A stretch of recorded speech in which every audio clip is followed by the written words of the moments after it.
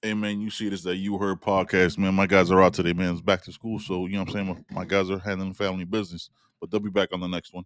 Yo, man. So I got you know what I'm saying, I got my guys from About the Fans, Jordan Nelson and AB joining me today. We're just gonna chop it up, man. Who knows what we're gonna talk about? You know how the conversation goes, man. Make sure y'all like, comment, subscribe. I'm saying all that. Appreciate all the 5-star reviews, man.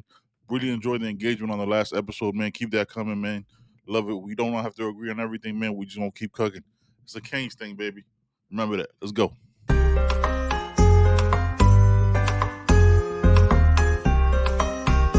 Welcome to the You Heard podcast with your hosts, Ben, Joe, and CB. We're here to cover everything related to Miami Hurricanes football, from hot topics to pre- and post-game analysis.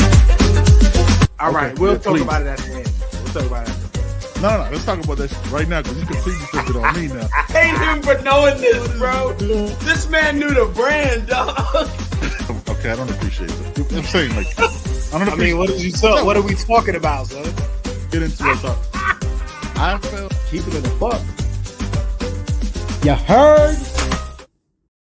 real quick before I give y'all the intro. That laugh by Joe was very disrespectful on the intro, right? Like if we're really thinking about it, like it's a very mocking laugh. Oh, it's so good though.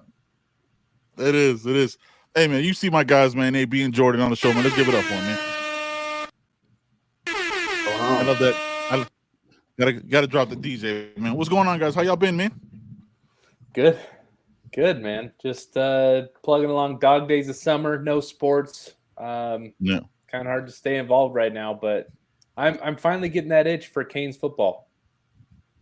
Yeah, man. You know what I'm saying? If you guys don't know Jordan, man, Jordan's out in Utah, man. You know what I'm saying? The most important thing is that first letter in the state. You know what I mean? AB, What's going on with you, brother? Good, man. Chilling, bro. Chilling. What's going on, man? Hey, so wanted to get you on the show, man. Look, we all talk, man. I've known Jordan since actually, Jordan, man, I want to say it. I was thinking about this earlier. I think you might have been the spark, the conversation that we had on the old podcast on Man Chatter, right? When we just chopped it up for like an hour, I think just talking Canes and your story and all that. Yeah. And seeing how that was, man. And okay, got you. Dude, like, I don't even know how we came across each other, but like one day I was like, yo, man, let's just get on the show and talk. I think we talked for like an hour and a half, maybe two, and just chopped it up, man. So that was dope, man. So I got to give you your credit, man, and your flowers, dude, because that might have been what was like the inception of what eventually became You Heard. Awesome. I didn't know that. That's cool. Yeah, man. I was thinking about this shit today. I was like, what started this? Like, what made me want to start a Canes podcast? And I was like, yeah, me and you just talked about it. I was like, because it was crazy to me that like people outside of Miami were Canes fans. Yeah. You know what I mean? Like, I know it was like branded and stuff like that, but like to actually meet somebody was dope. So yeah, man, just wanted to say that. Never been there at that point either. Yeah, never. And never been there. Just watched it on TV. It's so crazy. That orange and green runs thick, man. It really does. Yeah. Yeah. And the crazy thing is like you got to see it after you fell in love like after it was like dominant. You know what I mean? Because you're such a younger cat. Like you're still in your 20s, young buck. You know what I mean? Like it's different now. For another 30 days, I'm still in my 20s. So enjoy it, brother. Enjoy it. I tell the story all the time. There, brother. Mm-hmm. Yeah, dude, the day I turned 30, I'm sitting in my apartment, right? In my apartment. The same when I was 29 the day before, I was good. Yeah. I'm sitting in my apartment on my couch. I sneezed like 15 times and developed allergies. Shit made no sense. Yeah, I'm surprised you didn't like slip a disc sneezing because that's exactly just like that happens when you turn 40 though. Yeah. Dude, the craziest thing that I've developed in my late 20s is like I'll wake up, I'll go to bed just fine, feeling fine, and I'll wake up and like feel injured, and I'll be like, oh man, like I hurt my shoulder sleeping. Yeah, and it takes like a week for my shoulder to get back into shape, and I just hurt it sleeping, I guess. So. Oh, the only thing that's worse after 30, that takes about 2 weeks. That's why I stopped drinking, dude. Like I could when I used to drink. I was like, oh, it was cool. And then it took me that fourth day, like still now right from that Saturday or that Friday, I was like, you know what? This ain't for me anymore. I used to bounce back. I used to not. It is, bro. I used to bounce back. It takes a whole week to come back. Bro, like I remember when I really party right down in Miami, like go out Friday, go straight to the beach. You know what I'm saying? Go straight, not sleep till like maybe Sunday afternoon. And I was good by Monday back at work. But I can't do that shit no more. Sometimes I'm gonna sleep by 9:15 because it's too late. Fuck that. Old age, bro. It sucks. Yeah. Oh, All right, we're talking on old. All right, man. Look, I wanted to. Obviously, we talked about having you on the show for a minute, man. Glad we got it done. Look, I wanted to ask you guys. So I'll start with AB, man, because we talked at Cane's Wear, but you know what I'm saying, the audio wasn't great that day. So let's make sure everybody hears it. Tell me the process of what started about the fans, and eventually we'll roll it into Jordan, how he came out to the picture. Yeah, so I actually got furloughed from work in March of 2020. As the pandemic hit. So I was out of work, twiddling my thumbs at home. Had always been artistic, but just kind of let the talent go. Never really did anything with it. And then, believe it or not, it was the Hurricanes Twitter that posted like cutout images of the players, and they're like, "Hey, editors, go ahead and try to do something with this." It was almost like a little bit of a challenge, right? Mm-hmm. And I did that, and I created a couple designs, and it kind of just took off from there. And then I started creating edits for recruits and players, and the designs just kind of, garnered attention from there. And there was this little itty bitty little design that I did. It was actually the old version of the 305 hands. And my boy Hudgens saw it, and he's like, "Bro, you need to turn that into a sticker." Mm-hmm. And I would say about 2 weeks later, Stickers by AB came alive. And a year and a half after that, we rebranded to About the Fans. So literally, it was just something by happenstance where I wasn't expecting any of this. And, something challenging hit our lives, and we made the most of it. Dope. Jordan?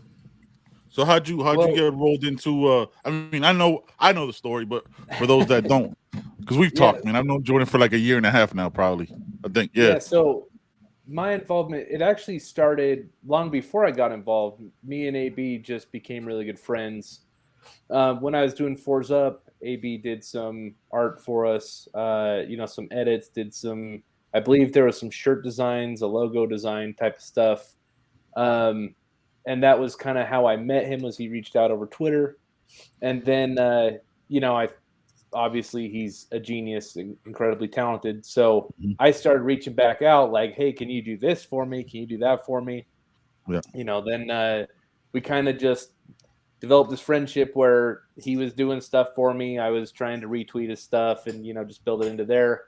That turned into phone calls, talking on the phone for hours on Friday nights, just hanging out. We became pretty good friends just over the phone. And then, I think there was some, I think Hudgens had left for some other opportunities. And then, AB brought me on right around the time there was the rebrand from Stickers by AB to About the Fans. So yeah. And then it's just been, it's been good times ever since. Definitely. I think that was around the time you and I met. Jordan, was because back then I remember still seeing the Stickers by AB website, and then About the Fans came. So yeah, that was probably around the time. That's crazy, man. That's dope. So listen, man, like, look, so Jordan, I'll start with you, man. How did you become a fan living in Utah, bro? First of all, and I'm gonna be there in a little bit. We're gonna talk about that as we did before. We'll talk about that after. But living in Utah, like, what started it all? So it's kind of funny, I was probably, let's see. So I was born in 93. So I'd have been like 8 years old when the Canes had their Canes had it's their like a jab, right? Every time you come. So at that time, like, I was just a little kid. My favorite color was orange. So pretty much everything I liked was orange at the time. I was a weird little kid. And, turned on the TV. Like my dad didn't like college football, loves NFL, loves NBA, had no loyalties with college football. So I was kind of on my own, flipping through the TV channels, saw the Canes in some orange uniforms playing. Can't remember which game it was, but it was in the 2001 season. And I was like, my dad explained to me, this is college football, all that stuff, whatever. And Canes fan forever. But it was really like I would say like 2007, 2008. When I was in middle school, then I really started paying attention. You know, when social media was starting to get going, and like there was just more access to the teams on the internet and stuff like that. Then you know, my Canes fandom really blossomed. You know, I was listening to, when I couldn't get the games on TV, I'd listen to the radio stream on WQAM online. You know, stuff like that. Like, yeah. So it turned into a huge passion when I was probably 13, 14. That would be 2007-ish. So 2007. Yeah. That's dope. Yeah. AB, what about you, man? For me, it all stems from my dad. My parents came to America. You don't have to say the year. You don't have to say the year you were born. Don't worry about it. That's probably that's always unnecessary. I mean, I'll kind of give it away, but my parents got here. My parents got here in '78. They came over from Argentina. They're obviously huge soccer fans, but they quickly adopted all the other sports and instantly became everything Miami fans. My dad actually even used to do like security at the stadiums, you know, the OB, then Joe Robbie, but Miami Arena, just so he can go watch the games for free. You know what I mean? Like, hey, let me go work and go, you know, peep the games at the same time. Genius. And Genius. Yeah, fantastic, right? So even from a very young age, I was brought up, you know, to everything Miami. And at the young age, going to the OB, watching games there, I actually, when I was 3 or 4 years old, I lived like 3 blocks away from the OB. You know what I mean? Like we were right there. So if it wasn't for him, God knows where I'd be, but it all stems from him. The passion really came about like the first like huge memories that I have that I can actually remember, because I'm probably too old to remember the ones when I was super young. But the first big one was the EJ UCLA game when he went off for $2.99. Like that's when my fandom kind of like took off. You know what I mean? It clicked. Yep. Yeah, and then I mean at that point, you know, we started to get things rolling. 01 came around, and you know the rest is history. But yeah, from that point on, it was a huge passion of mine. So that's how it stuck. Yeah, for me, it's funny, right? Like, there's a lot of similarities and parallels between you guys' story for me. Like for me, it like my mom growing up, my mom was like really religious, so she didn't want me like. It eventually changed to like when I was younger, she would always put on like talk radio in English, so like we could learn English because we came from Panama, and it was always, I never knew her, right? Because she'd always take me on Saturdays with her after work, and it would always be a Canes game on. I didn't know what I was listening to. I didn't know, and it was on QAM. Right, I didn't know I was listening to football. I didn't know what I was listening to. I was like, all right, cool. Miami Hurricanes on the 20, whatever. How they break it down. I was like, okay, cool. Then I remember I got old enough to be like, Mom, I don't want to go to Pier 1 Imports anymore. You know what I mean? I just want to sit at home. And I was like 12 or 13, which was that EJ game against UCLA. And I turned the game on and I was like, what is this? And like I just could never miss another game. I don't know why. I don't know why I was so drawn to it, but that was it. Like, just you see this guy like running for 1,000 yards in one, like, you know what I'm saying? Some crazy, like in one game, it's like 278 or 297. And like one game, crazy. It was like, yo, I was like, all right, that's it. I'm in, bro. I'm in. And then I tell everybody, man, like my number one sport is football, it's soccer, right? But my number one team over everything is this Canes. Like this is like my passion. This is where like I'm still irrational. I got burned out on it. Where like I watch it and like my wife was like, oh, but what do you think? I'm like, please don't talk to me. It's 3rd and 7, and if we don't get this, we might lose. So if we lose, it's gonna be your fault. And I know it's irrational. I know it makes no sense. I know it's crazy superstitious. Just leave me alone. Just leave me alone. It's 3rd and 7. Talk to me in the commercial break. You know the rules. You've been here 10 years. But she still tries. You know, we tries to be a part of it. Or are we in orange? There's a lot of questions. Yes, that's us in orange. Yes. That's us. Yes. Yeah. Oh, man. All right, Jay. Let's talk a little bit about what we were talking about before the show, man. How I think this is the last time we'll talk about last season, right? Last season was tough. Has it made it hard we'll start with Jordan, then we will roll to you. Has it made it hard to like start getting invested again? Because last year hurt so bad. Because we talked when we talked, there was the back and forth of like Lane, the possibility of like Lane Kiffin and Mario, because it was like right after Manny got fired. So we had like those 8 days where we didn't know what was going to happen. I even changed my profile picture to a train with Lane Kiffin's face photoshopped on it. Yeah, and I'm over that. I'm over that. Like I'm not still thinking about Lane Kiffin or anything. And like after Mario was the hire and all that stuff, like I'm on board. I think Mario's going to do a good job.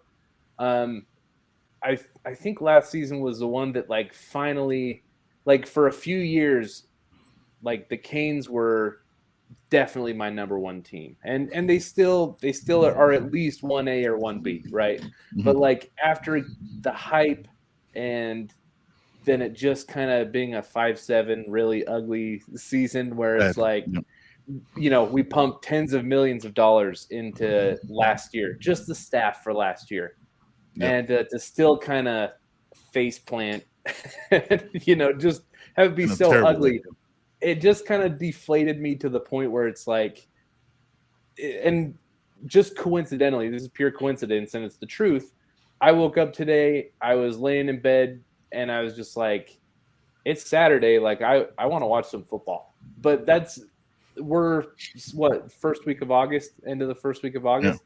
First time all year I've thought that. Like I've been so content not thinking about football, college football, NFL, anything. And I'm honestly, it's because of how deflating last year was, man. It was tough. Yeah, it was tough. It was embarrassing at point. Yeah, at points. And there was nothing last season that was like, oh, it'll be better next season. And don't get me wrong, I'm a believer in Mario still. I still very much think that Mario could be the answer, and I just don't think, like, I don't expect us to compete for the ACC or even our division title this year. Ain't no divisions anymore. There is no divisions. Oh, well, there you go. That's how out of it I am. So August 15th, there might not be an ACC. Yeah, exactly.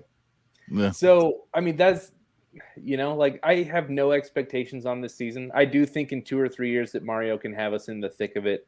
I appreciate that the school has been putting so much money in. And I think that's a great thing. I think it will pay dividends. But yeah, man, I'm like in recovery from last season still. It was just, it's so hard having the hype build up so high and then having like it be crushingly deflated against Middle Tennessee. Yeah. That's when it died. That's when the season died for me. Yeah, like it was like the rest of it was like, whatever happens, we just lost to a team I've never heard of. Yeah, Didn't exactly. even know.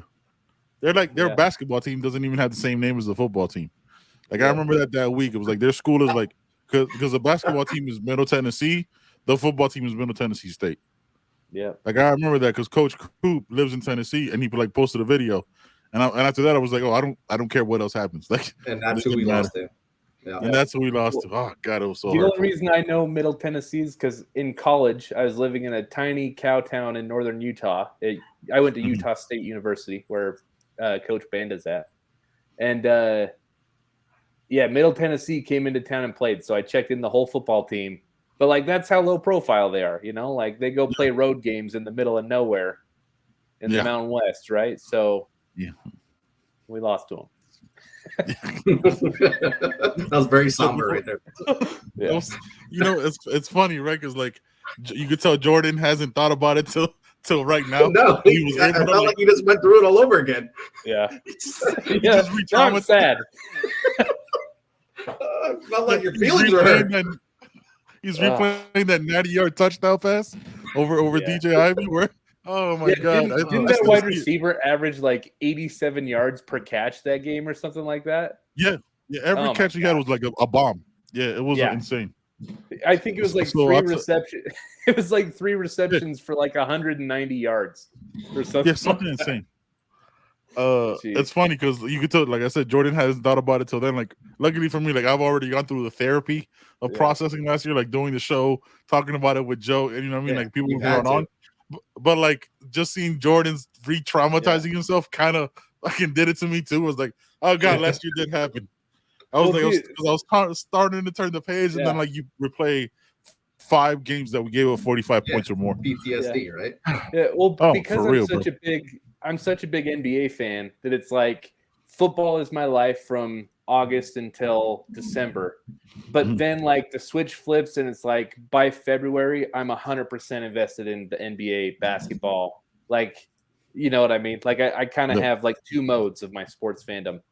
And like yeah, I think as soon as basketball started, I was all about it. So by late October, I was 100% in on the NBA, and still haven't thought about college since late Yeah. October. You protected yourself. That's smart. I That's did. smart. I did. Not a bad idea. Yeah. It's not a bad idea at all. I did that with Real Madrid. I started watching Yeah. Real Madrid. I was like, all right, you know what? The season starts around the same time. I think in Europe it starts around like late August, early September. So after that Middle Tennessee State game, was like, oh, so what's Madrid doing? Okay, they Yep. still don't need it. Still missing a forward, yada yada yada. Yeah. But yeah, no, it's definitely like that. Dude, What about you, it was AB? bad enough that. Oh, go ahead. No, go ahead, Jordan. Let's finish that. Well, What I were was you gonna just say? saying it was bad enough that like the Jazz were supposed to like tank last year and be bad on purpose, and like Yeah. that was They more found- interesting to me than watching the Canes get stomped. So Yeah. like I was fully invested on my other team losing. That's how bad it was. Then watching the team that you thought was gonna win lose the way Yeah. they did. Yeah, Yeah. I get that. What about you, AB? How'd you process last year? Because I honestly don't remember the initial question I asked because Jordan's trauma just kind of hit me in the face, and I'm like out on my feet right now. I'm like was it Errol Spence last Saturday right now? Yeah, for me, I mean, I'm often pegged as the negative type or the pessimistic Canes fan. I chalk it up to just me being one of the more rational, realistic Canes fans, but not to say I can't lose my shit from time to time. Don't get me wrong, but Yeah. I tend to just lean more negative than the normal cat probably. So like I remember saying last year, I think my expectations was like 8-4, 9-3 was the absolute ceiling for me, and I got shit for that. You know what I mean? Yeah. And look at where the season ended. You know what I mean? Yeah. So, I mean, at this point, for me, honestly, I've actually thrown this term in the group chats a little bit, but it's like fuck the Kool-Aid. And I know Joe's saying that last year is not this year, and I totally understand that, especially from a college, sports perspective, right? Yeah. Because the swings are so big. But dude, it's just I can't. Like, first of all, I'm not like viewing these practices days in and days out. I'm not analyzing guys' film to see how their reps, compare to other other people. So like I don't know at the end of the day how good these cats are actually doing.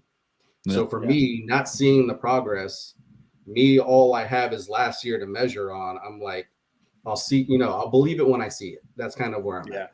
Yeah. So we'll see. I'm hoping for the best, and like Jordan, I still believe in Mario. I think he can still do big things here. It's just after last year, it's just such a bad taste in your mouth. Yeah, I'm gonna temper my expectations for a while. Let's put it that way.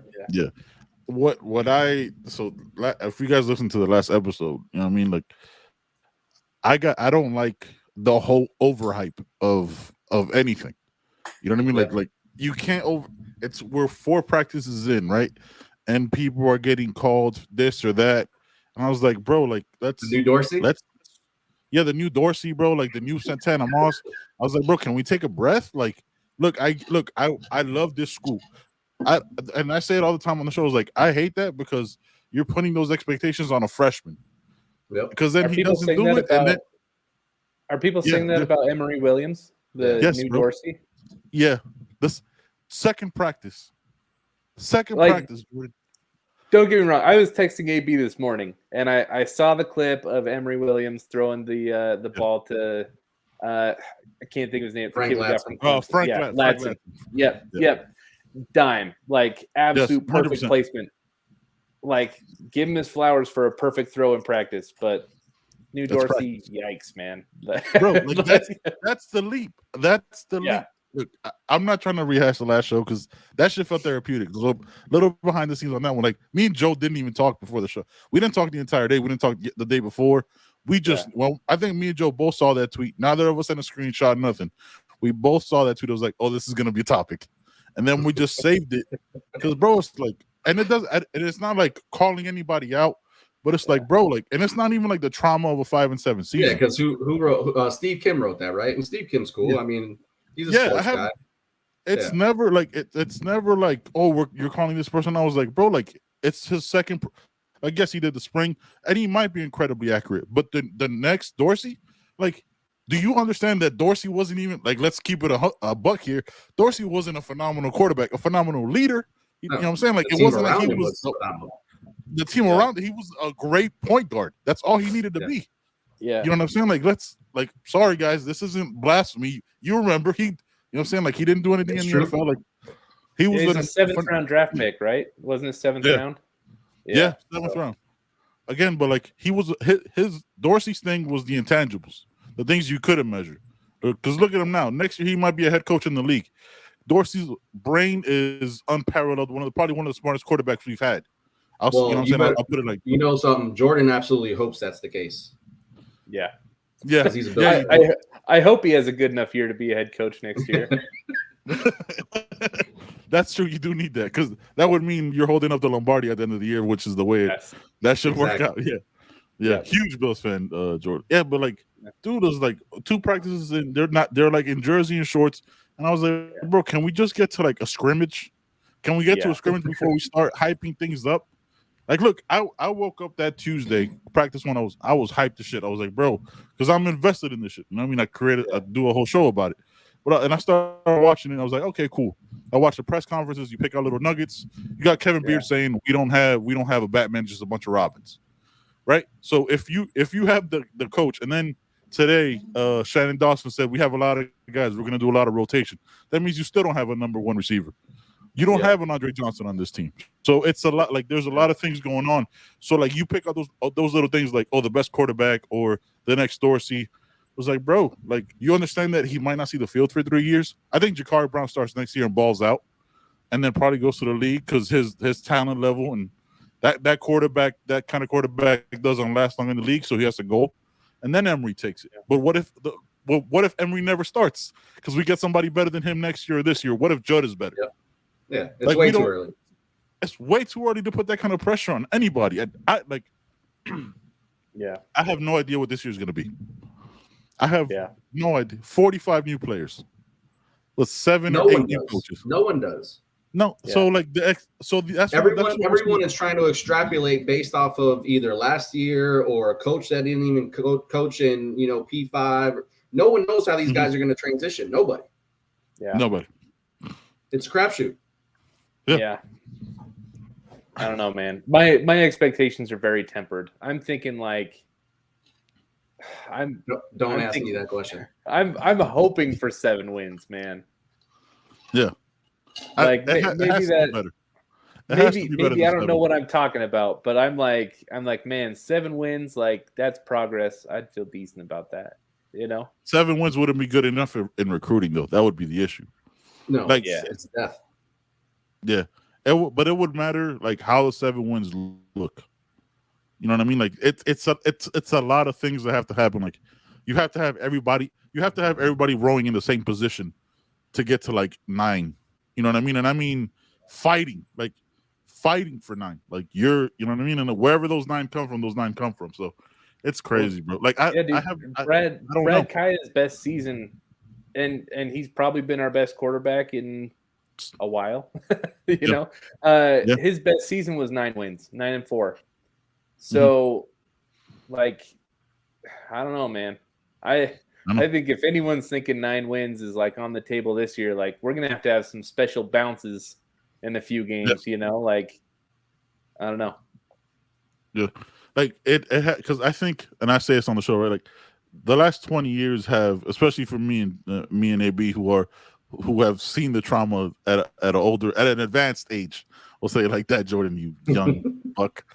I think it gets really hard to start keeping it a buck, to start believing in success again. right? Because it's like it's not just 5-7. It was 7-5 the year before. You know what I mean? Crazy little 9-3. It's how you lost some of these games too, right? Like that.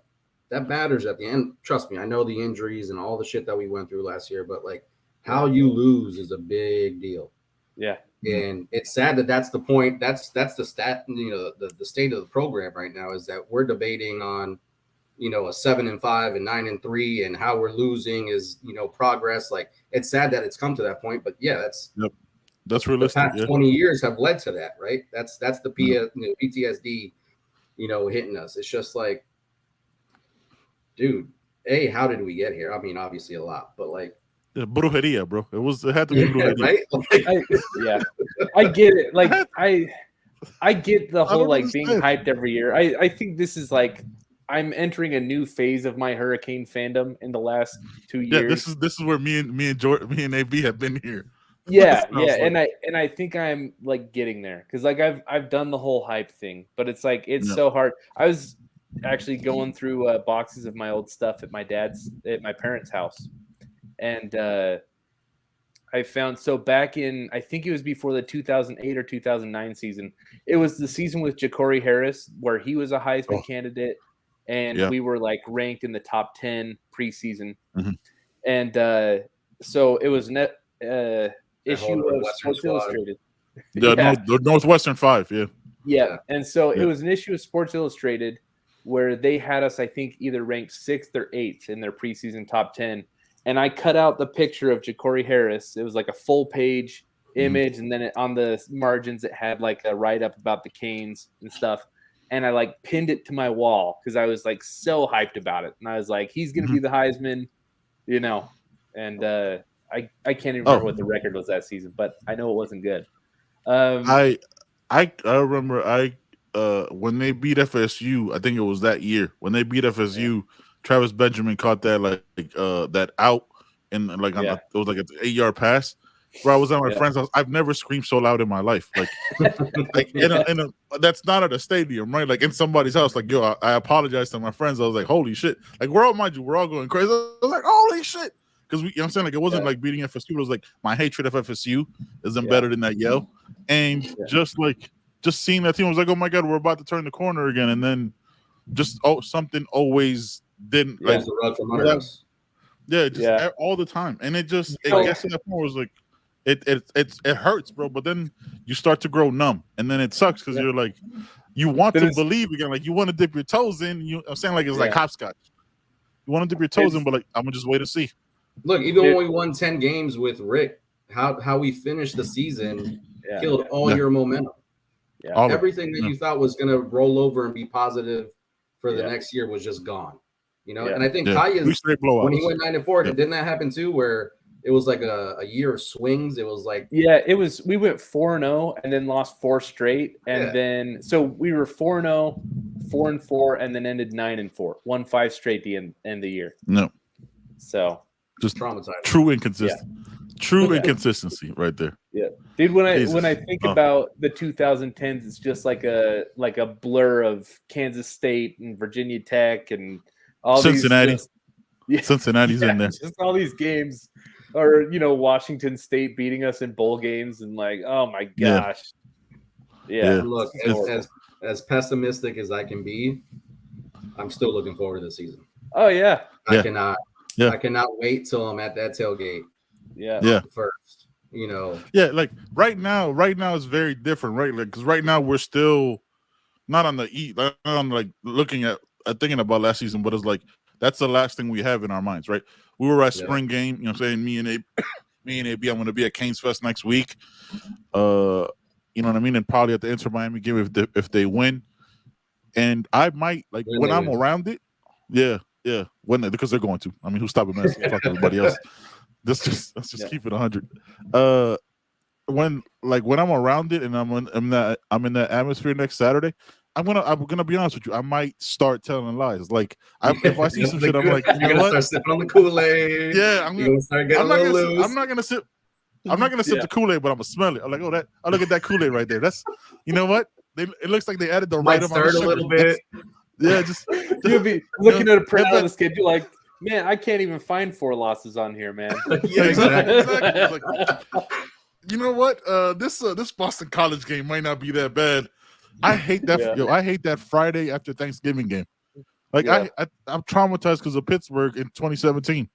I'm watching it at my in-laws' house, and I'm like, oh, we're getting our asses whooped. Like we looked like our O-line wasn't even there. Like, who is this team? Yeah. And then we're going into that number 2 or 3 in the country.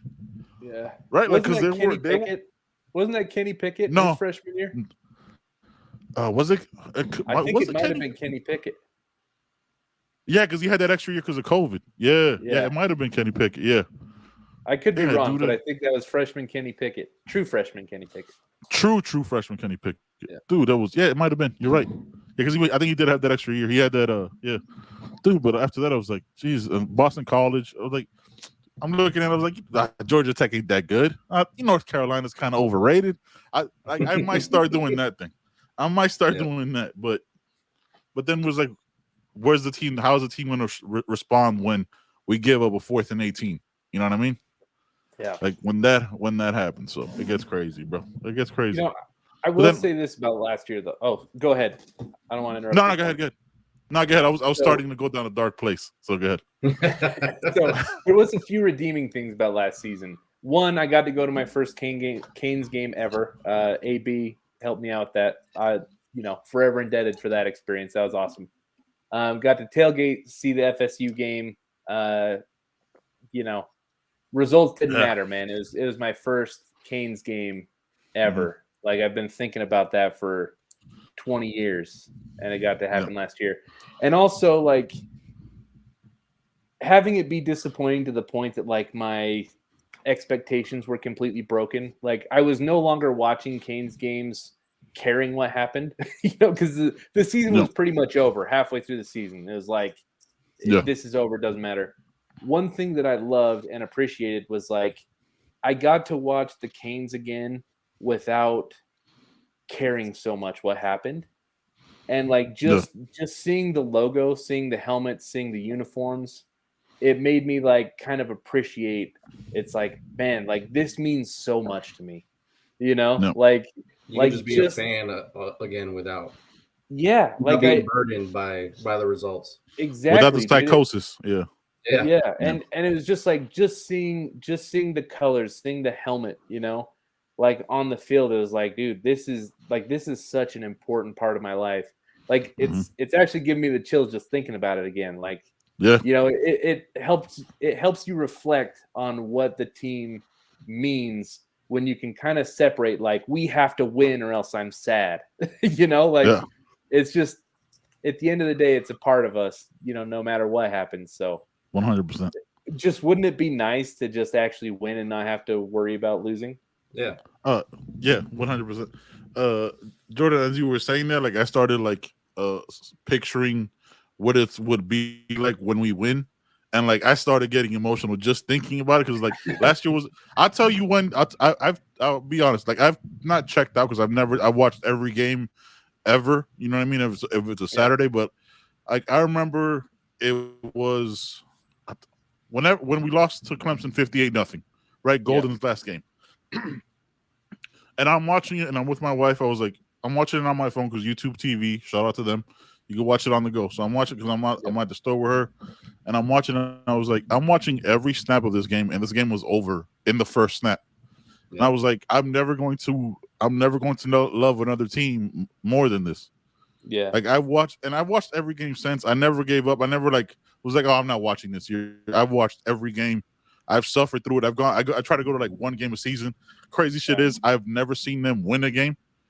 Like I went there. What was it? The USC quarterback before Drake May, the one that's like bouncing all over the NFL. They got the big contract from the Bears.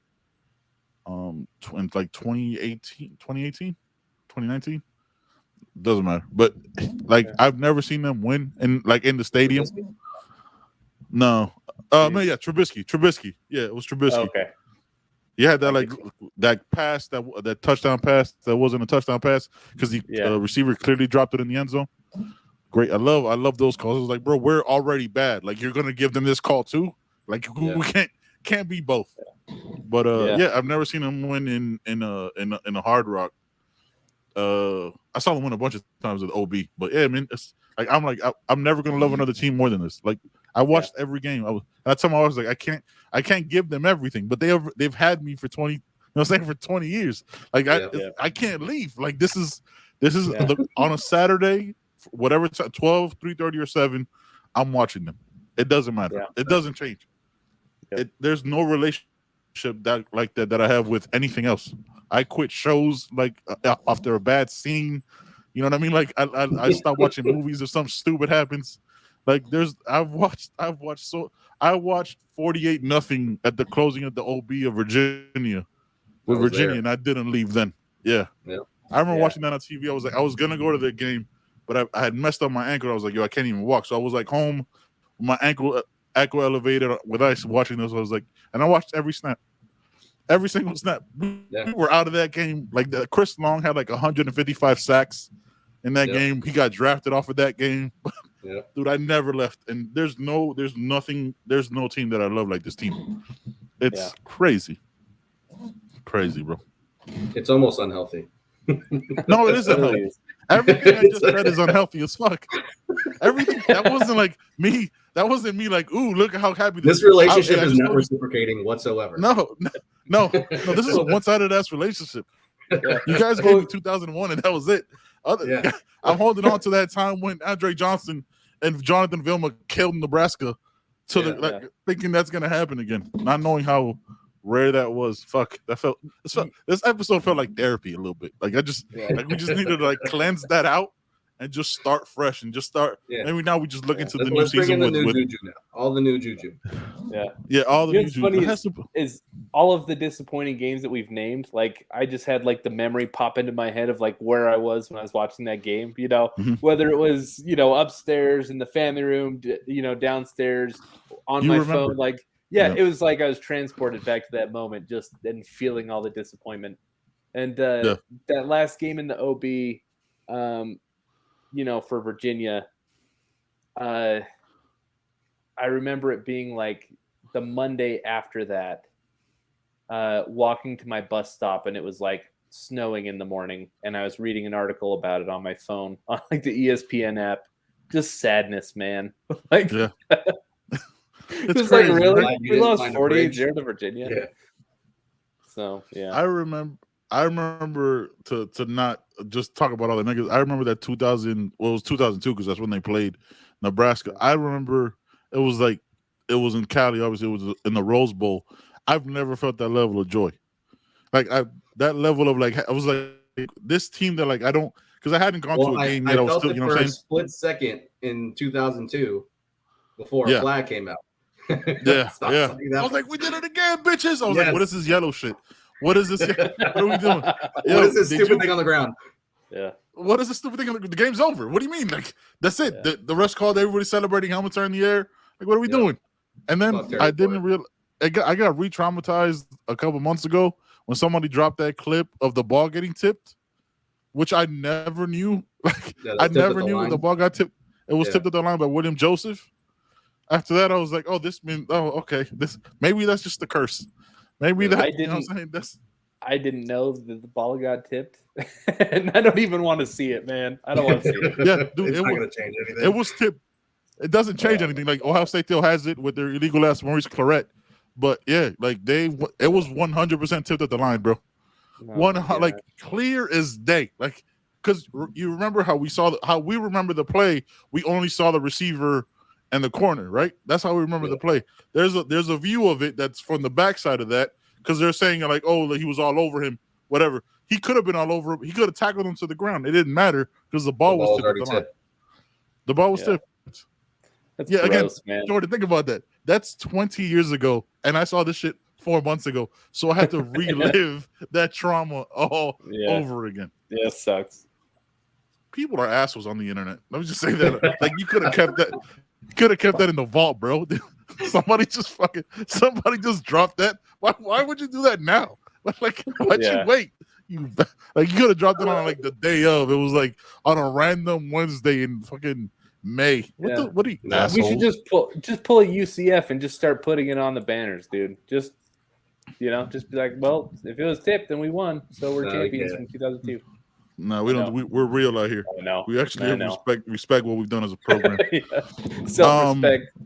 Yeah. Speaking of UCF and all that stuff, man, y'all see this craziness with realignment, bro? Yeah, everybody's leaving everything. Utah's gone, right? Utah's gone from. So both Pac-12? BYU and Utah are in the Pac-12 or Big 12. So that's been big news out here, right? Pun intended. And yeah, man, it's that's a pretty hot-blooded rivalry. BYU and Utah. There's an extra layer because there's like a religion aspect to it. You know, BYU being a Mormon school, religious school, Utah being a state school. So that rivalry runs hot, and it was kind of controversial. I guess BYU ended up voting to let Utah into the Big 12. And everyone I know that's a BYU fan is just like, "Are we serious? Like, why would we take the high road right here? Like, because of you money? know, just leave those guys out to dry." So I don't know, man. But, it's crazy, bro.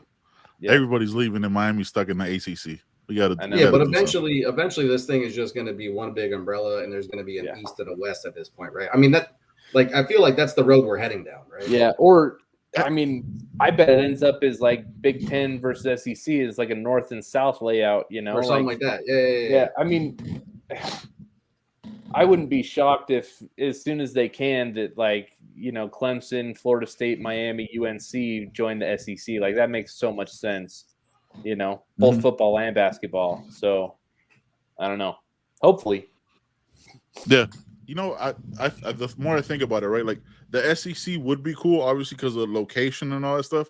But there is that part of me that like wants to join the Big Ten for like just selfishly, right? For like personal trips. Like it'd be dope as shit to go to like Oregon. Yeah, you know what I mean? And like go see Oregon, the state, like just for that. They're like, look, no disrespect. I have friends in Mississippi. You know what I'm saying? They're great people. You know, some of the nicest people I ever met from Mississippi. All that. You ain't trying to go to. But I'm not trying to go to Mississippi, fam. Like I'm not trying to go to New York. I'm not trying to go to Mississippi in August. You know what I mean? In September. I get that too, but man, like some of them environments are going to be absolutely insane. And not to say that some like, I mean, imagine going to like, you know, Notre Dame and like some of these massive, you know, venues. Like the South has got quite a few that like bucket list ones, you know, that I would love to absolutely go to. Yeah. Oh, to watch a game at LSU. Yeah. You know what I mean? To watch a game at LSU or to watch a game in Alabama. Oh, and we could drive there. That's an easier drive. But like no, 100%. But yeah, I think what'll end up happening, it'll be Big Ten, SEC, and they'll just be like junior NFL. You know what I mean? Because they'll be like in every state. Because remember, they got to think about markets too. The reason why the Big Ten is going to think of like schools you might not think of like a Miami, and we had Manny Navarro on. He said like USF is because you want to get those markets. You want to get South. You know, you want to get South and Central You're Florida. Trying to pull from all across the country. Yeah. Makes sense. So you're trying to make it you're trying to be a national brand. You're not just thinking. You're not because that's why they call it the SEC now instead of like the Southeastern Conference because they want to brand. They want to be branded out because they're Texas. Oklahoma is in the South. That's Midwest. If anything, Oklahoma should be in the Big Ten. But they're trying to branch out to everything. So, like it's insane, dude. It's insane. The amount of money. Though, I have to admit, I would be extremely happy if it came across the wire that's like Miami and whoever joining the Big 12, because then I'd get to see some Canes every few years here at Utah, at BYU. I'd be very happy about that. So selfishly, plus, I don't think that's what's best for the program. I'd just be very selfishly happy about that. Oh no, that's why I said the Big Ten too. Like I'm sure SEC would be better, but selfishly just for like the trips of like colder weather places is why I thought the Big Ten. Like I'm not going to Ohio State because I might fight everybody there. I was like, the ball was tipped, you bastards! Take that shit down. Every time I see 2002 up there, be very upset. Be very, very upset. I might do something that gets me arrested up there. I know, bro. That's why there's certain places that I just won't go to. Just is not gonna happen. Hey man, so we did a giveaway at the I think it was at the beginning of the week, and we got our winner, man. AB, you want to let the people know who won it? Yeah, so Polk Kane from Twitter won it. His handle is Bally7294. Yep. Luckily, I mean, he's actually been a big supporter of the brands. I think both of ours from our inceptions, essentially. I mean, I Yep. think he was a follower of ours back in early 2020. Mhm. I know it's probably the same for you guys. You know, you heard, and you know, when you guys started popping off, he jumped on board pretty early too. So, lucky for him, he won the giveaway, and we're happy to give it to him because he's such a good supporter of ours. So, Yep. Thank you, sir. Yeah, he's gonna. Congrats, Poke Kane. I know your real name. I'm not gonna put you out there. You know what I mean? Because that's my guy, man. Me and him actually talk. He's good people. He'll be at Canes Fest too. Trying to convince him to go see Messi. He said he's not a big soccer fan. I was like, bro, this is different. You gotta go see Messi. I don't give a shit if you're a soccer fan or not. You've never people who aren't bro, soccer it's a fans. spectacle, man. It's a spectacle, and it's crazy. Like, I know people watching the show probably give two shits about what we're about to talk about, but dude, like soccer fanaticism is next level, bro. People do not understand. And to see, like, I was literally sitting in the section that was right behind the goal where he hit the free kick to win the game, or not win the game. Yeah. You know, I mean, to win the game, right? But To win dude, the game, and then people are just screaming and yelling and singing and dancing the entire game. It is such a spectacle to see, bro. I love it, and I'm happy to have it right down the street from my crib. So, yeah, dude. If you've never gone to a soccer game and all you hear is like 0-0 draws and shit like that, and the end, all games end. You've never watched a game where there's literally no breaks for 45 minutes. Yeah, like there's no timeouts. It's just 45 minutes of straight gameplay. It is the greatest sport in the world. And look, and that I'm saying that as a as a Kings fan, just watching it, because I've been to a Madrid game, right, in Real Madrid, bro. Like the entire time they're singing chants. the entire time. There's chants like for 90 minutes, bro, or more. There's sections that sing songs the entire time. They sing songs about certain players. Like I'm saying, like our players get merch. Imagine if like Xavier Restrepo had a song every time he caught the ball and the crowd was singing. Bro, the atmosphere is unparalleled. And now you have like if you guys ever get a chance on YouTube, I'll drop it on Twitter. I can't remember the name of it. Like you'll watch games. I watched like the special of like in Argentina where Bocas and River, they play each other. They absolutely hate each other. And they're like 3 miles away people from die each other. almost And every day. Yeah. Yeah, people get murdered, bro. Like people get murdered. Like there's games in like Russia that that riot police show up when two teams play each other. You think we're fans and we like, kind of have some beef with Florida State? No, bro. I'm not going to kill somebody because they're Florida State. Like these dudes drop bombs. You know what I'm saying? Like it's crazy. It's crazy. Definitely should watch it, bro. So I got to convince my guy Poke Kane to come out, man. Friday night when we beat Dallas tomorrow, they'll be playing Friday night. Jordan, if we lost you when we started talking soccer, you know what I'm saying? Feel free to watch it. You know what I'm saying? Yeah. Soccer, what's that? Sport, bro. I'm just kidding. Never heard of it. No, I'm just kidding. I've been to one. I've never been a big soccer fan in my life. We have an MLS team out here, Real Salt Lake. Mm-hmm. Went out to a game one time, and I really enjoyed it, actually. Gave me like MLB vibes, where it's like, I have to admit, I don't understand soccer very well. The back and forth without the scoring, I probably don't appreciate it as much as you guys do. I'm trying to be respectful here. No, you're right. But it was cool to just like I was sitting down by the grass. My buddy hooked me up with some tickets, eating a hot dog, like smelling the grass, just enjoying the environment. Like very cool. Felt like an MLB game kind of. So I like it. Yeah. But it's harder. It's harder when you're like the leagues here is kind of like in its infancy. Yeah. Right, as it's ever evolving. But like in Europe, it's embedded in the DNA. You know what I mean? Like it's very different. Like not just in Europe, but like all over Central and South America. So it's just not. It doesn't have the grassroots. It hasn't been here for 100 years. Yeah. Well, if you want me to get a little nerdy, because I'm a big nerd when it comes to history. So I think you said it with is baked into the DNA. I think it's like the culture around fandom that probably originates from Europe, and then that turned into like the culture around soccer / football itself, kind of being transported to other areas where it's so big. Yep. Fun history fact. So way back when, like the 600, 500s, 600s, chariot racing was like the biggest sport of the day.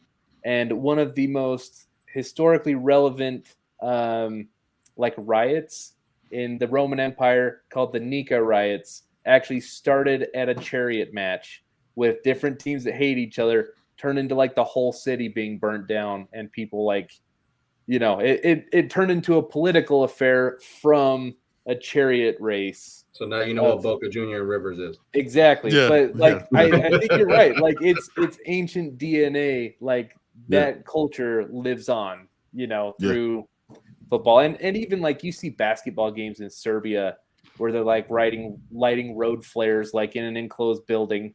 And you're just like, yeah, that's just different. Like you're not seeing that at a Sacramento Kings game on a Wednesday, like no. Yeah. And these are like random games on a Wednesday or Saturday that you'll see that like people are like, it's crazy. It's crazy. Yeah, I think it's cool though that like that's become baked into the worldwide culture of soccer. I kind of wish that like that it's probably not that way with basketball because it was invented here and then went to places, Serbia and the Eastern, like the Baltics and the Balkans and stuff like that, where they get like that for basketball, but like it doesn't cross pollinate back to here, No. So yeah. There's not like those diehard fans whether your team wins or loses, they just always show up. Like the best example of like how crazy it is, like regular season game of Real Madrid and Barcelona gets more than any Super Bowl ever. Just like a game on a Wednesday or a Saturday or Sunday, and that game, it's just bananas, bro. Like 3 billion people watch that game. Yeah. Whenever they play, like that's an insane number. Like it's stupid, bro. It's stupid. Yeah. All right, man. Bro, I love talking with y'all, man. Gonna end the show here. We're still gonna chop it up though. Gonna end the show here, man. I really enjoyed having you guys, man. Look, let everybody know where they can find you guys if they don't already follow you. They don't support the brand, and they need to get right. Jordan, you take it. So check us out at About the Fans on Twitter. We have incredible merch. I mean, as you can see, me and AB are wearing our stuff. Man, and you guys should check out our 2023 season collection. Like, I got 5 shirts I'm expecting in the mail from About the Fans. I'm watching the mailbox all day. So go check out our website, aboutthefans.com. Follow us on Twitter. We're doing stuff. We do a basketball show during the season called About the Buckets. Like, we're everywhere. We're growing, so just jump on the bandwagon. Yeah, man. Get right. All right, guys. Really appreciate chopping it up, man. We'll talk about it next time on the You Heard podcast, man. We out. Peace.